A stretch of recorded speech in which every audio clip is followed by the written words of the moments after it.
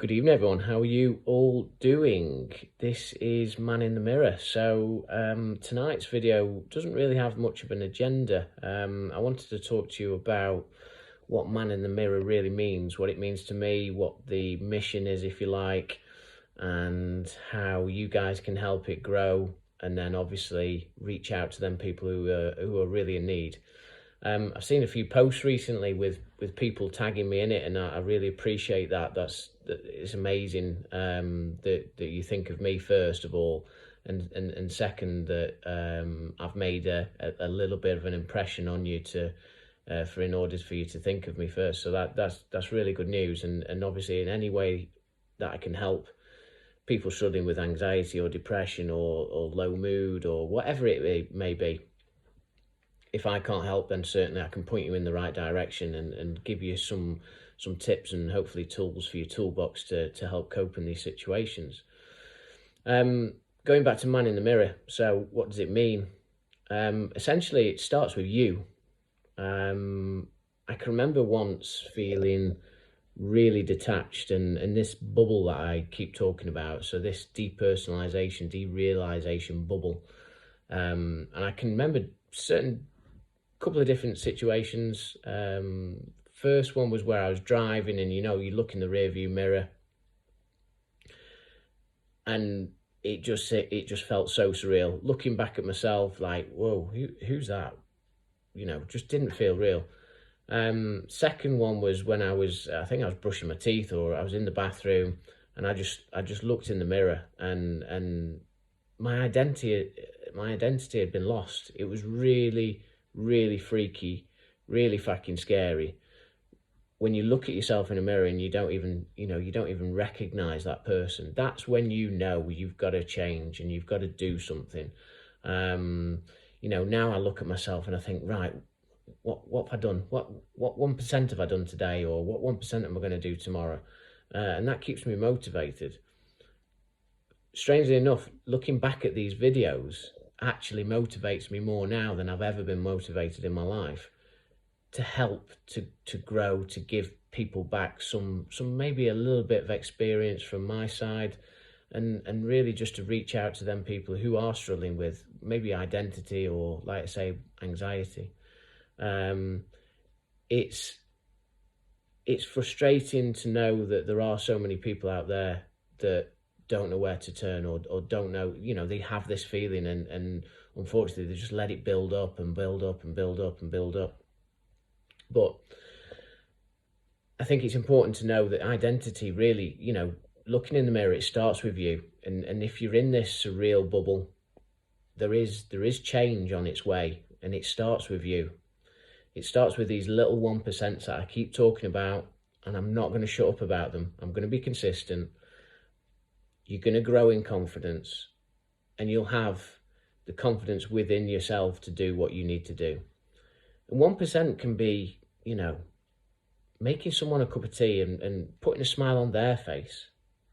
Maybe it's about giving rather than actually receiving. Maybe it's about, something that's always been bugging you, something that's always not felt right.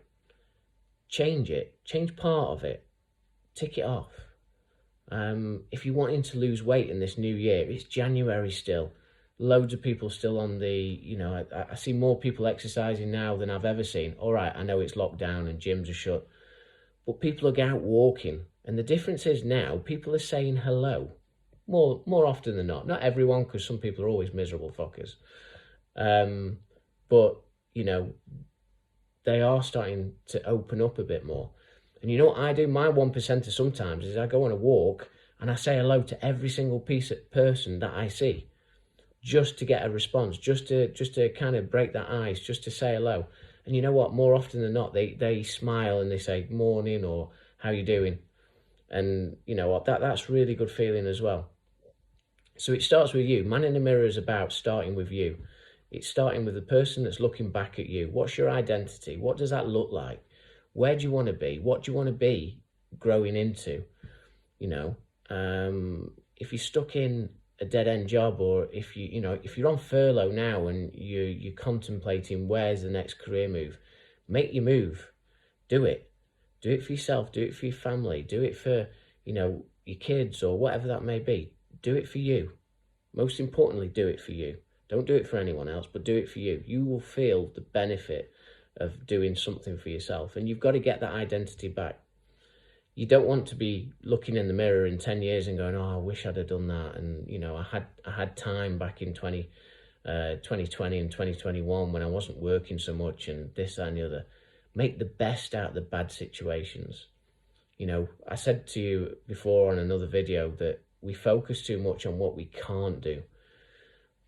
We're in bubbles of social media where you're looking at people on beaches with six packs, with muscle, people on holiday, people, you know, living normal lives, or where we thought was normal before. And we focus on that and we think, oh, I can't do that anymore. Bullshit. Focus on the things that we can do, okay? Yes, things are tough right now, but it's not going to be tough forever. So have a look in the mirror, have a look at yourself, evaluate what that means to you, what growth you want to achieve. And it's small 1%. I'm not asking you to, you know, if you're losing weight, I'm not asking you to lose 5 kilos in a week. I'm not saying that. Pick off one thing that you can do to help contribute to lose the weight. Like I said, previous videos, might be not having 3-4 takeaways a week. It might be just having one. All right, might be a big step in the right direction. If you are having a lot of that kind of junk food or takeaway food, cut it down. You'll feel better. Start to think about ways in which you can make an improvement about you, the improvement you can make on you. We all have this, Tony Robbins talks about an emotional safe place, an emotional home. And it's so relevant, you know. What you think is what you become. So if you think you're anxious, if you think you're depressed, you know what? Yeah, you will end up anxious or depressed. I do it myself. I'm the world's worst. I'm the world's biggest critique to myself. And you might often look at people and say, oh, how are they so happy and da-da-da. It's because they think that they are, you know, happy and they want to achieve and whatever that may be, but they are essentially quite happy within themselves. And that's not unreachable for you. That is achievable for you. Look in the mirror. Put a smile on your face. Look back at yourself and say, you are going to do something to make a difference. 1%. That's all it takes. Just 1% every day. Consistent. Consistency. Picking small bits off. 1% every day. And you will feel better. Engage this. Turn everything else off, turn the negativity off, engage this, pick them 1% and you'll be okay. I promise you, you will be absolutely okay.